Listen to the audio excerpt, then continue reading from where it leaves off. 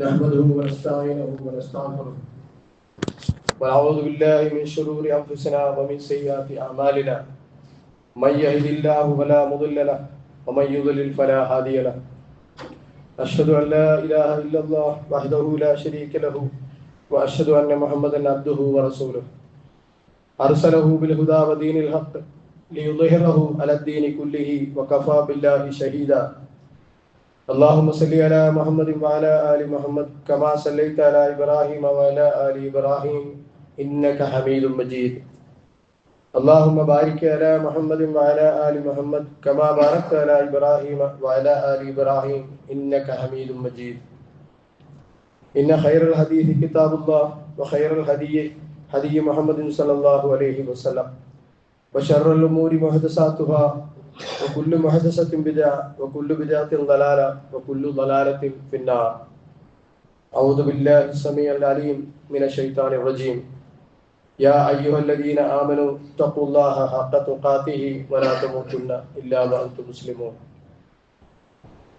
واتقوا الله الذي تساءلون به والأرحام إن الله كان عليكم رقيبا. يا أيها الذين آمنوا اتقوا الله وقولوا قولا سديدا يصلح لكم أعمالكم ويغفر لكم ذنوبكم ومن يطع الله ورسوله فقد فاز فوزا عظيما. പ്രിയപ്പെട്ട സത്യവിശ്വാസികളെ, സത്യവിശ്വാസിനികളെ, അള്ളാഹുവിന്റെ വിധിവിലക്കുകൾ സൂക്ഷ്മതയോടെ ജീവിതത്തിൽ പകർത്തി തഖ്വയോടുകൂടി ജീവിക്കുവാൻ സ്വന്തത്തോടും നിങ്ങളോടും ആദ്യമായി വസിയത്ത് ചെയ്യുന്നു. കഴിഞ്ഞ 2 ഖുതുബയിൽ നമ്മൾ സംസാരിച്ചു വന്ന വിഷയം നമസ്കാരത്തെ കുറിച്ചായിരുന്നു. നമസ്കാരത്തിന്റെ പ്രാധാന്യം, നമസ്കാരത്തിന്റെ ഗൗരവം, നമസ്കാരത്തില് നമ്മൾ പ്രത്യേകിച്ചും നമസ്കാരത്തിൽ നമ്മൾ പുലർത്തേണ്ട മനസാന്നിധ്യം, അതിന്റെ ഖുശൂ, അങ്ങനെ കുറെ കാര്യങ്ങളാണ് നമ്മൾ സംസാരിച്ചു വന്നത്. ഇൻഷാ അല്ലാഹ് ഇന്ന് അതിന്റെ അവസാന ഭാഗം സുജൂദ്, അത്തഹിയാത്ത്, ഇങ്ങനത്തെ കുറെ കാര്യങ്ങൾ ഒന്ന് സൂചിപ്പിച്ചു പോകാം എന്നാണ് വിചാരിക്കുന്നത്. ഇൻഷാ അല്ലാഹ് നമ്മൾ സുജൂദ് എന്ന് പറയുമ്പോൾ നമസ്കാരത്തിലെല്ലാം പ്രധാനപ്പെട്ടത് തന്നെ, പക്ഷെ നമസ്കാരത്തിലെ ഏറ്റവും പ്രധാനപ്പെട്ട ഭാഗമാണ് സുജൂദ്. നമസ്കാരത്തിന്റെ ന്യൂക്ലിയസ് എന്ന് പറഞ്ഞാലും തെറ്റില്ല. കാരണം നമസ്കാരത്തിന്റെ മർമ്മം അതാണ് സുജൂദ്. ബാഹ്യമായ തക്ബീറത്തുൽ ഇഹ്റാം തുടങ്ങി നമ്മളുടെ ഖിയാമ്, റുകൂഅ്, ഇഅ്തിദാൽ എല്ലാം അവസാനം എത്തിച്ചേരുന്നത് സുജൂദിലേക്കാണ്. സൂറത്തുൽ ഫുർഖാനിലെ 64-ാമത്തെ ആയത്തിന്റെ 2-ാം ഭാഗത്ത് നമുക്കിങ്ങനെ വായിക്കാം: വല്ലദീന യബീതൂന ലിറബ്ബിഹിം സുജ്ജദൻ വഖിയാമ. ഇബാദുർ റഹ്മാന്റെ, അതായത് അള്ളാഹുവിനെ സൂക്ഷിച്ച് തഖ്വയോട് ജീവിക്കുന്ന സത്യവിശ്വാസികളുടെ ലക്ഷണമായി പറഞ്ഞത് അവർ സുജൂദിലും റുകൂഇലും കഴിച്ചുകൂട്ടുന്നവരാണ് എന്നാണ്. സുജൂദില് നമ്മൾ ഒരു മനുഷ്യന്റെ ഏറ്റവും ഉന്നതമായ വിധേയത്വമാണ്. അവന്റെ എല്ലാവിധ ഈഗോവും ആത്മാഭിമാനവും അഹങ്കാരവും എല്ലാം അങ്ങേയറ്റത്തെ വിനയത്തിന്റെ ക്ലൈമാക്സ്, ന്യൂക്ലിയസ് രൂപമാണ് സുജൂദ്. പടച്ചവന്റെ മുന്നിൽ നമ്മൾ എല്ലാ അവയവങ്ങളും അവന്റെ മുന്നിൽ നമ്മൾ വിധേയപ്പെടുകയാണ് ചെയ്യുന്നത്. നമ്മുടെ ഏറ്റവും പ്രധാനപ്പെട്ട, നമ്മുടെ കഴിഞ്ഞ ഖുതുബയിൽ നമ്മൾ സൂചിപ്പിച്ചിരുന്നു, നമ്മുടെ ഐഡന്റിറ്റിയാണ് നമ്മുടെ ഫേസ്, നമ്മുടെ മുഖം. മുഖം എന്ന് പറയുന്നത് ഒരു പ്രതീകമാണ്. നമ്മുടെ ഏറ്റവും പ്രാധാന്യമുള്ള, ഏറ്റവും പവിത്രമായ മുഖം നമ്മൾ ഭൂമിയിൽ, നമ്മൾ ചവിട്ടുന്ന സ്ഥലത്ത്, മസ്ജിദ് എന്ന് പറഞ്ഞാൽ പള്ളി എന്ന് നമ്മൾ പറയുന്നുണ്ടെങ്കിലും സുജൂദ് ചെയ്യുന്ന സ്ഥലം എന്നാണ് അതിനർത്ഥം. ഭൂമിയിലെ എല്ലാ ഭാഗവും മസ്ജിദാണ്. സുജൂദ് ചെയ്യാം. അവിടെ നമ്മൾ കാലുകൊണ്ട് ചവിട്ടുന്ന ഏറ്റവും ആ നിലത്ത് നമ്മൾ ഏറ്റവും പവിത്രമായ നെറ്റി നമ്മൾ അള്ളാഹുവിന്റെ മുന്നിൽ വിധേയപ്പെടുകയാണ് ചെയ്യുന്നത്. അത് മുഖമാണെങ്കിൽ നമുക്ക് വിശുദ്ധ ഖുർആനിൽ കാണാം: ഫവല്ലി വജ്ഹക ശത്റൽ മസ്ജിദുൽ ഹറാം. അതായത് നിന്റെ മുഖം മസ്ജിദുൽ ഹറാമിലേക്ക് തിരിയുന്നതിനെ കുറിച്ച് ആ ഖിബ്ല മാറ്റത്തിന്റെ ആ ഭാഗത്ത് നമുക്ക് വായിക്കാം. നിന്റെ മുഖം ആകാശത്തേക്ക് ഉയരുന്നത് കാണുന്ന നമ്മുടെ ശരീരമാണ് അവിടെ പ്രതീകം. അവിടെ മുഖമെന്ന് പറയുന്നുണ്ടെങ്കിലും നമുക്കറിയാം പരലോകത്ത് ഓരോ മുഖങ്ങളെ, സന്തോഷിക്കുന്ന മുഖങ്ങളെ കുറിച്ചും പ്രയാസപ്പെടുന്ന ബേജാറാകുന്ന പരിഭ്രാന്തരായ മുഖങ്ങളെ കുറിച്ചും വുജൂഹും യൗമ ഇതിൻ നാദിറ എന്നൊക്കെയുള്ള പ്രയോഗങ്ങൾ നമുക്ക് കാണാം. നമ്മളെ പവിത്രമായ, നമ്മൾ ബഹുമാനിക്കുന്ന ഏറ്റവും പ്രധാനപ്പെട്ട ഭാഗം, നമ്മുടെ ഭൂമിയിലെ ഏറ്റവും താഴ്ന്ന സ്ഥലത്തേക്ക് നമ്മൾ സമർപ്പിക്കുകയാണ് ചെയ്യുന്നത്. ആ സമയത്തും നമ്മുടെ മനസ്സിൽ ഉണ്ടാവേണ്ട വികാരം മിൻഹ ഹലക്കനാക്കും, അതായത് ഈ ഭൂമിയിൽ നിന്നാണ് നമ്മൾ സൃഷ്ടിക്കപ്പെട്ടത്, ഈ ഭൂമിയിലേക്ക് തന്നെയാണ് നമ്മൾ തിരിച്ചു പോകേണ്ടത്. അള്ളാഹുവിന്റെ മുന്നിൽ ഒരാൾ എത്രത്തോളം താഴ്മ കാണിക്കുന്നുവോ അത്രത്തോളം അള്ളാഹു അവരെ ഉയർത്തും എന്നുള്ളതാണ്. അത്രയും ദറജ അവർക്ക് ഉണ്ടാവും. ഇതാണ് ഇബ്ലീസിന് പറ്റിയത്. കാരണം അള്ളാഹുവിന്റെ മുന്നിൽ സുജൂദ് ചെയ്യാൻ ഇബ്ലീസ് വിസമ്മതിച്ചു. എത്രത്തോളം ഇബ്ലീസ് അങ്ങേയറ്റത്തെ നീചനായി താഴ്ന്നവനായി മാറി. നബി സല്ലല്ലാഹു അലൈഹി വസല്ലമയോട് ചോദിക്കപ്പെട്ടു, ഏറ്റവും ഇഷ്ടപ്പെട്ട, അതായത് ഒരു അടിമയുടെ ഭൂമിയിലെ ആരാധനാ കാര്യങ്ങളിൽ ഏറ്റവും ഇഷ്ടപ്പെട്ട കർമ്മം ഏതാണെന്ന് നബി സല്ലല്ലാഹു അലൈഹി വസല്ലമയോട് ചോദിക്കപ്പെട്ടപ്പോൾ അലൈക ബികസറത്തി സുജൂദില്ല, ധാരാളമായി സുജൂദ് ചെയ്യുക എന്നാണ് നബി സല്ലല്ലാഹു അലൈഹി വസല്ലമ അതിന് മറുപടി പറഞ്ഞു. സുജൂദുകൾ നമ്മുടെ പദവികൾ ഉയർത്തും, നമ്മുടെ പാപങ്ങൾ പൊറുക്കപ്പെടും, നമ്മുടെ ദർജകൾ ഉയർത്തപ്പെടും. ആ രീതിയിലാണ് നമ്മളെ സുജൂദിനെ നമ്മൾ മനസ്സിലാക്കേണ്ടത്. പക്ഷേ അതേസമയം നമ്മളെ നബി സല്ലല്ലാഹു അലൈഹി വസല്ലമ വിശേഷിപ്പിച്ച 4 കുത്തുകൊത്തും, കോഴിയെ കുറിച്ച് പറഞ്ഞ 4 കുത്തുകൊത്തും എന്നുള്ള നമ്മൾ ചെയ്യുന്ന ആ സുജൂദ്, പടച്ചവൻ ഉദ്ദേശിക്കുന്ന നബി സല്ലല്ലാഹു അലൈഹി വസല്ലമ പഠിപ്പിച്ചു തന്ന സുജൂദിലേക്ക് നമ്മുടെ സുജൂദുകൾ ആ നിലവാരത്തിലേക്ക് എത്തുന്നുണ്ടോ എന്ന് നമ്മൾ ആലോചിക്കേണ്ടതാണ്. കാരണം നമസ്കാരത്തിൽ ഏറ്റവും പ്രധാനപ്പെട്ട കാര്യം മറന്നുപോയാലും നമുക്കറിയാം, സുജൂദ്, സഹവിന്റെ മറവിയുടെ സുജൂദ്. അതിന് സുജൂദിന് പകരം സുജൂദ് മാത്രം, വേറെ ഒരു പരിഹാരവും അതിന്റെ മുന്നിലില്ല. നമ്മള് നബി സല്ലല്ലാഹു അലൈഹി വസല്ലമക്ക് എന്തെങ്കിലും ഒരു പ്രയാസം വന്നാൽ, തയ്ക്കാനാത്ത വിഷമം വന്നാൽ നബി സല്ലല്ലാഹു അലൈഹി വസല്ലമ ആശ്വാസത്തിന് വേണ്ടി സുജൂദിലേക്ക് പോകും. നബി സല്ലല്ലാഹു അലൈഹി വസല്ലമക്ക് ഏറ്റവും സന്തോഷം വന്നാൽ ആ നന്ദിയുടെ സുജൂദ് നബി സല്ലല്ലാഹു അലൈഹി വസല്ലമ ചെയ്യാറുണ്ടായിരുന്നു. നമ്മൾ സ്വയം ഒന്ന് ആലോചിച്ച് നോക്കുക. നമ്മൾ ഒരു പ്രയാസം വന്നിട്ട് നാലാളോട് ആ പ്രയാസവും പറഞ്ഞ് പായാലും പറഞ്ഞ് നടക്കുകയല്ലാതെ ആ പ്രയാസത്തിൽ അള്ളാഹുവിന്റെ മുന്നിൽ നമ്മൾ സുജൂദ് ചെയ്ത് അവസാനമായിട്ട് എപ്പോഴായിരുന്നു? നമുക്കൊരു സന്തോഷം വന്നിട്ട് അള്ളാഹുവിന്റെ മുന്നിൽ നന്ദിയുടെ സുജൂദ് നമ്മൾ അവസാനമായിട്ട് ചെയ്തത് എന്ന് എപ്പോഴായിരുന്നു? സുജൂദ് എന്ന് പറയുന്നത് മനുഷ്യന്റെ ജന്മന ഉള്ള ഒരു ഫിത്രയാണ്, മനുഷ്യന്റെ ഒരു പ്രകൃതത്തിലുള്ളതാണ്. കാരണം നമുക്കറിയാം, ഈ ഫുട്ബോള് അല്ലെങ്കിൽ അങ്ങനത്തെ മത്സരങ്ങളൊക്കെ നടക്കുമ്പോൾ ആൾക്കാർ, വിശ്വാസികളല്ലാത്തവർ പോലും പെട്ടെന്ന് തന്നെ ഗ്രൗണ്ടിൽ അവരങ്ങ് വീഴും.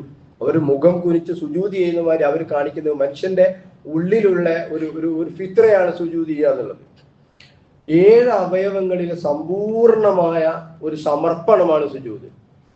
നമ്മുടെ നെറ്റിയുടെ, നമ്മുടെ തലച്ചോറിന്റെ മുൻവശത്തെ ഈ 2 ഭാഗങ്ങൾ ബയോളജിക്കലി ആ ഉദ്ദേശത്തോടു കൂടി അല്ലെങ്കിലും ആ ബയോളജിക്കലി അതിന്റെ ഒരു യൂസേജ് അതും കൂടി നമ്മുടെ മനസ്സിൽ കൂടി പോകേണ്ടതുണ്ട്. നമ്മുടെ നെറ്റിയുടെ പ്രീപോണ്ടൽ കോർട്ടെക്സ് എന്ന് പറയുന്ന സ്ഥലം നമ്മളെ ഡിസിഷൻ മേക്കിംഗ്, നമ്മളെ തീരുമാനമെടുക്കല്, ആങ്സൈറ്റി, ഉത്കണ്ഠ, ഇങ്ങനത്തെ ഒരുപാട് കാര്യങ്ങൾക്ക് ഉള്ള ഒരു പ്രധാനപ്പെട്ട സ്ഥലമാണ് തലച്ചോറിന്റെ ഈ മുൻഭാഗം. അത് ബയോളജിക്കലായിട്ട് ചിന്തിച്ചാൽ നമ്മൾ നേരെ നിൽക്കുന്ന പൊസിഷനിൽ നമ്മുടെ ഹൃദയത്തിൽ നിന്നും തലച്ചോറിലേക്ക് നമ്മുടെ ഗ്രാവിറ്റിയെ കവർ ചെയ്ത് തലച്ചോറിലേക്ക് നമ്മുടെ രക്തം പമ്പ് ചെയ്ത് കയറ്റണം. അതിന് ഈ 5 നേരവും സുജൂദിലേക്ക് നമ്മളെ പടച്ചവൻ സുജൂദിൽ എത്തിക്കുന്നത് ഹൃദയത്തെക്കാൾ കുറച്ച് താഴ്ന്ന ആ ഒരു അവസരം തലക്ക് വരുമ്പോൾ ആ രീതിയിലുള്ള ബ്ലഡ് സപ്ലൈ, ഓക്സിജൻ, മറ്റു കാര്യങ്ങളൊക്കെ നമ്മളെ തലച്ചോറിലേക്ക് അത് എളുപ്പമാകും എന്നുള്ളതാണ്. ഇത് പറയുന്ന ഈ ഒരു ഫീല് മനസ്സിൽ വെച്ചുകൊണ്ട് സൂറത്തുൽ ഹിജ്റിലെ 97, 98 വചനം കൂടി നമ്മൾ ഓർമ്മിച്ചാൽ ഈ പറഞ്ഞത് ക്ലിയർ ആവും. അതായത് അവിശ്വാസികൾ, ശത്രുക്കള് പ്രവാചകനെ അങ്ങേയറ്റം നിന്ദിച്ച് പ്രയാസപ്പെടുത്തി വിഷമിപ്പിച്ച് പ്രവാചകൻ സല്ലല്ലാഹു അലൈഹി വസല്ലം വളരെയധികം മാനസികമായി വിഷമിച്ച സമയത്ത് പരിശുദ്ധ ഖുർആനിൽ അള്ളാഹു സൂറത്തുൽ ഹിജ്റിലെ 97, 98 വചനത്തില് അള്ളാഹു പ്രവാചകനോട് പറയാണ്, വലഖദ് നഅലമു അന്നക യദീഖു സദ്റക ബിമാ യഖൂലൂൻ ഫസബ്ബിഹ് ബിഹംദി റബ്ബിക വകും മിനസ് സാജിദീൻ. നിന്റെ ഈ ശത്രുക്കൾ, അവിശ്വാസികൾ നിന്നെക്കുറിച്ച് ഇങ്ങനെ പറയുന്നത് നിന്റെ മനസ്സിന് ഞെരുക്കവും പ്രയാസവും ഉണ്ടാക്കുന്നുണ്ട് എന്നുള്ളത് നാം അറിയുന്നു. അതിനെന്താണ് അതിന്റെ പരിഹാരം? താങ്കളുടെ ഹൃദയം ഞെരുങ്ങുന്നത് ഞാൻ മനസ്സിലാക്കുന്നുണ്ട്, അത് ഞാൻ അറിയുന്നുണ്ട്. അതിന്റെ പരിഹാരമായി അള്ളാഹു എന്താ പറയുന്നത്? വകും മിനസ് സാജിദീൻ. അതായത് താങ്കൾ തസ്ബീഹ് സുജൂദ് ചെയ്യുന്ന ആളുകളുടെ കൂട്ടത്തിലാവുക. സുജൂദ് ചെയ്യാനാ പറഞ്ഞത്. അപ്പൊ ആ ഒരു കാര്യം നമ്മുടെ മനസ്സ് കൂടി കടന്നു പോകണം. പിന്നെ ഇസ്ലാം എന്ന പദത്തിന് തന്നെ അതിന്റെ അർത്ഥതലം കംപ്ലീറ്റ് സമർപ്പണമാണ്. അള്ളാഹുവിന് തന്റെ ജീവിതം മുഴുവൻ അള്ളാഹുവിനോട് സമർപ്പിക്കുക എന്നുള്ളതാണ് ഇസ്ലാമിന്റെ അർത്ഥം തന്നെ. പ്രപഞ്ചത്തിലുള്ള എല്ലാ ജീവനുള്ളതും ജീവനില്ലാത്തതുമായ എല്ലാ ജീവജാലങ്ങളും അള്ളാഹുവിന് സുജൂദ് ചെയ്യുന്നുണ്ട്. പക്ഷെ നമുക്കത് മനസ്സിലാക്കുന്ന രൂപത്തിലല്ല, ഭാഷയിലല്ല, ഭാവത്തിലല്ല. നമുക്കത് അറിയില്ല എങ്ങനെയാണെന്ന്.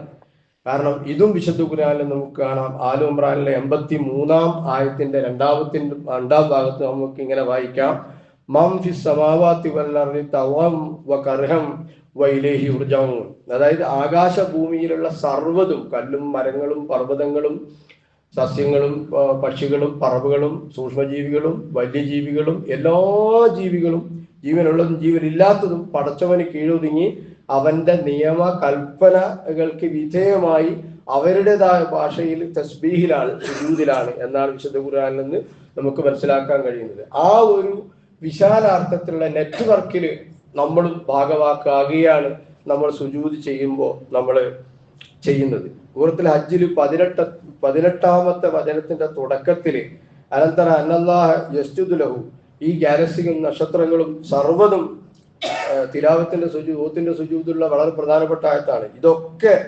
എല്ലാവരും അവരെല്ലാം സുജൂദിലാണ് എന്ന് അവരുള്ള അള്ളാഹുവിന് വിധേയപ്പെട്ടുകൊണ്ടിരിക്കുകയാണ് ആയത്തിൽ അള്ളാഹു പറയുന്നത്.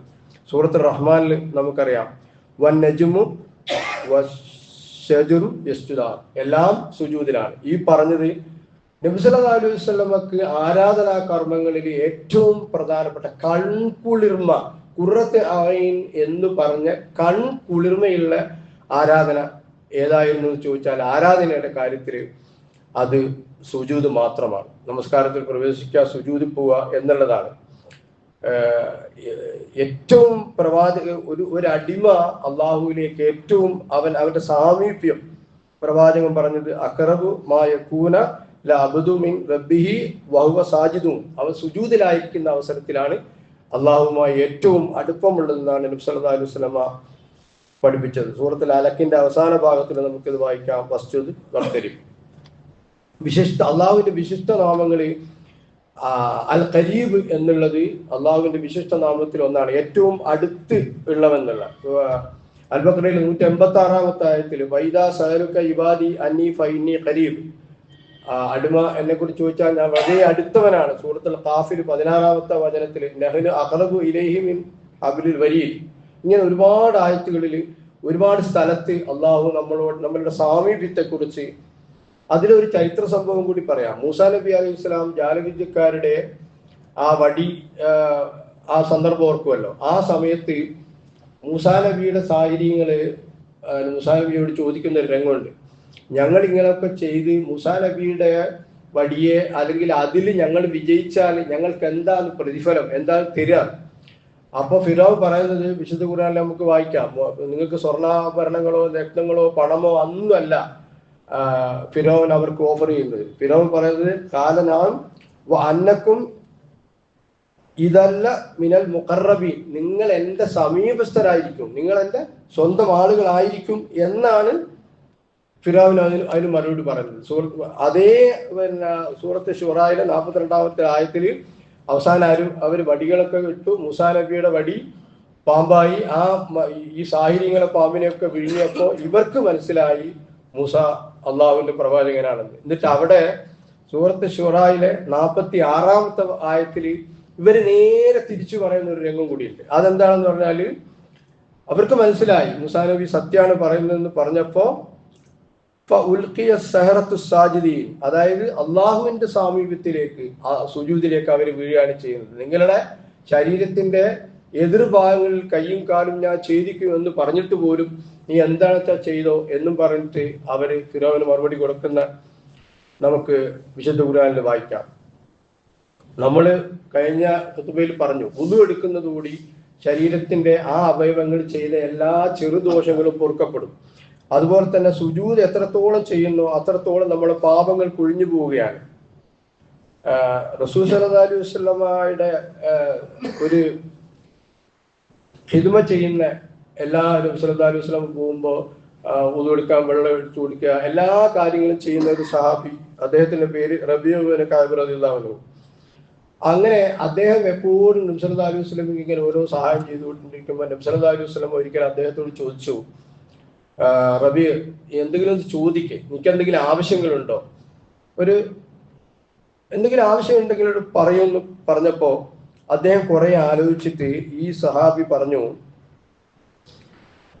റസൂലെ, എനിക്കൊരാഗ്രഹമുണ്ട്, അസ്അലുക മുറാഫതക ഫിൽ ജന്ന, ഭൂമിയിൽ ഞാൻ പ്രവാചകരുടെ കൂടെ അടുത്തിടപഴകി ജീവിച്ച അതേ ഒരു മഹാഭാഗ്യം എനിക്ക് ജന്നാത്തുൽ ഫിർദൗസിൽ, സ്വർഗത്തിലും അങ്ങയുടെ കൂടെ അങ്ങയുടെ ഖിദ്മ ചെയ്ത് ജീവിക്കാനാണ് എൻ്റെ ആഗ്രഹം. റസൂൽ ചോദിച്ചു, മറ്റു വല്ലതും?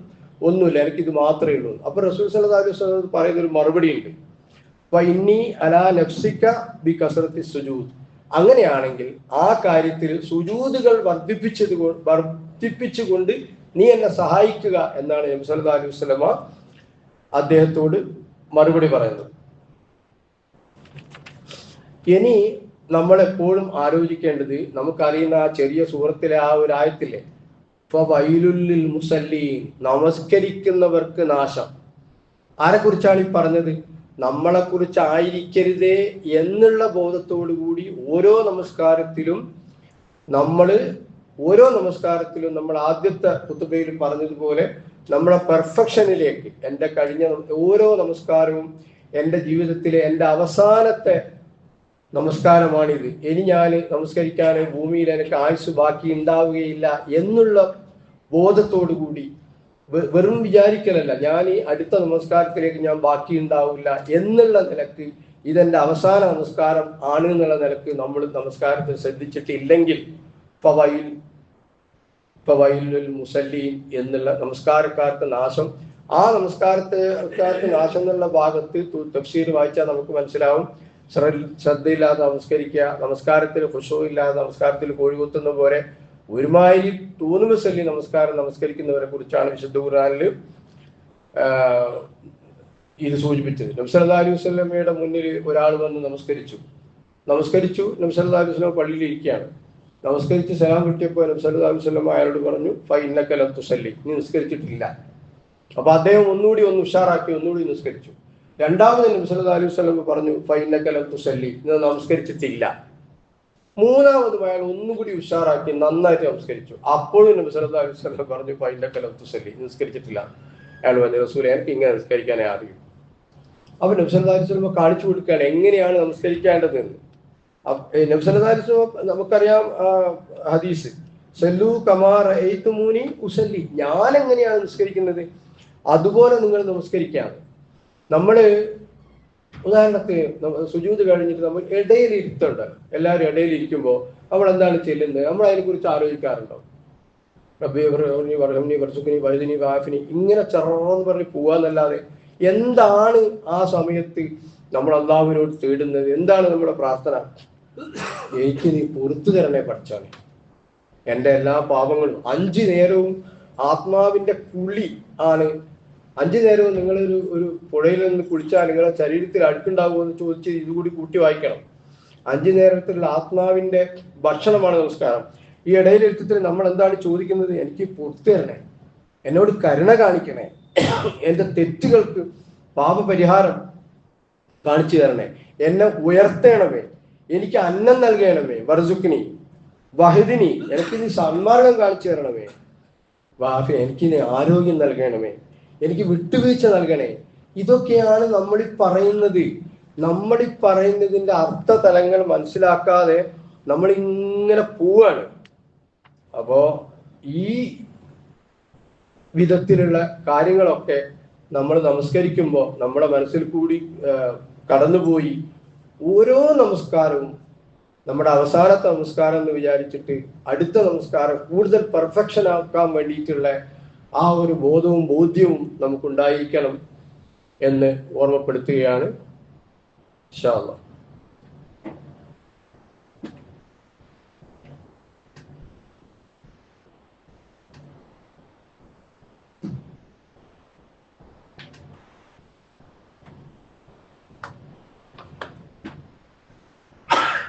പ്രിയപ്പെട്ടവരെ,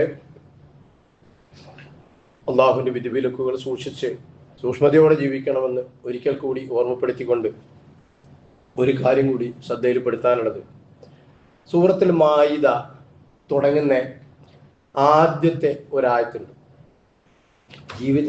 നമ്മളുടെ ജീവിതത്തിന്റെ എല്ലാവിധ സമസ്ത മേഖലകളിലും, നമ്മുടെ സംസാരത്തിൽ, നമ്മുടെ പെരുമാറ്റത്തിൽ, നമ്മുടെ ഡീലിങ്ങിൽ, നമ്മുടെ സാമ്പത്തികത്തിൽ എല്ലായ്പ്പോഴും നമ്മൾ മനസ്സിരുത്തി വായിക്കേണ്ട വളരെ ചെറിയൊരായത്ത് ശ്രദ്ധയിൽപ്പെടുത്തുകയാണ്. യാ അയ്യുഹൻ നാസ് എന്നല്ല അവിടെ പറയുന്നത്. സൂറത്തുൽ മാഇദയുടെ തുടക്കത്തിൽ യാ അയ്യുഹല്ലദീന ആമനു ഔഫു ബിൽ ഉഖൂദ്, മറക്കരുത് ഈ വാക്ക്, ഔഫു ബിൽ ഉഖൂദ് എന്ന് പറഞ്ഞാൽ സത്യവിശ്വാസികളെ നിങ്ങൾ കരാറുകൾ പാലിക്കുക. ഔഫു ബിൽ ഉഖൂദ്, സത്യവിശ്വാസികളെ നിങ്ങൾ കരാറുകൾ പാലിക്കുക. എന്താണ് ഈ കരാർ? നമ്മൾ കരാറുകൾ പാലിക്കാറുണ്ടോ? ഏതൊക്കെ സന്ദർഭത്തിൽ, എന്തൊക്കെ അവസരത്തിൽ നമ്മൾ വാക്ക് കൊടുക്കാറുണ്ട്? ആ കൊടുത്ത വാക്കിനെ കുറിച്ച് നമ്മൾ പിന്നീട് ആലോചിക്കാറുണ്ടോ?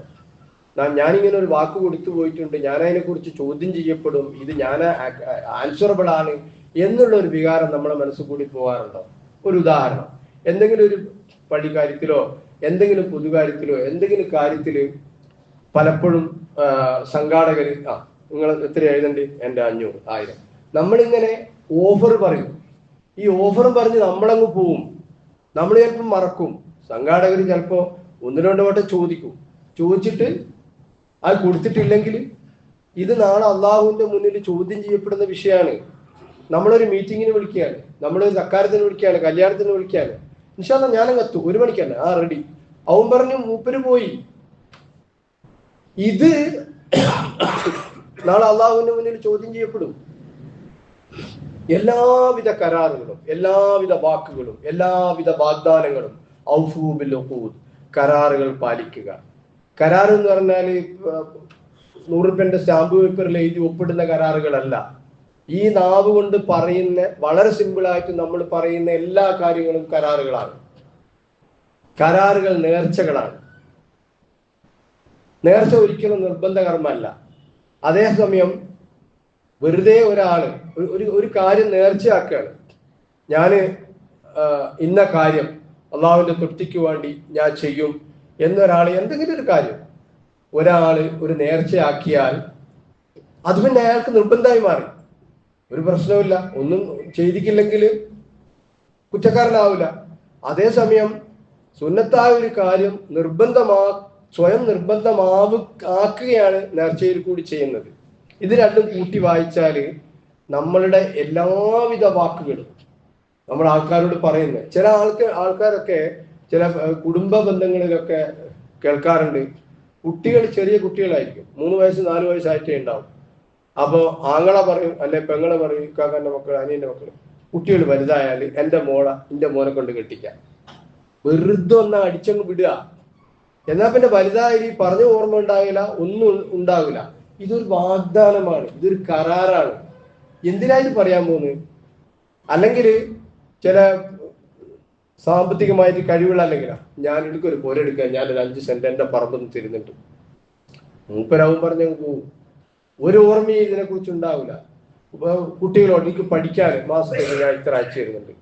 അല്ലെങ്കിൽ നാട്ടിലൊക്കെ വരുമ്പോൾ പലപ്പോഴും ഗൾഫുകാർ ഇവിടുത്തെ ഒരുപാട് സംഘടനകളും അല്ലെങ്കിൽ തണല് പോലത്തെ അല്ലെങ്കിൽ പാലിയേറ്റീവുകളൊക്കെ സംഘാടകർ പറയുമ്പോൾ ഞാൻ പോയിട്ട് എന്തായാലും മാസത്തേക്ക് ഞാൻ എന്തെങ്കിലും ഒരു പൈസ അയച്ചു തരും. മൂപ്പര് പോയാൽ അത് മറന്ന്.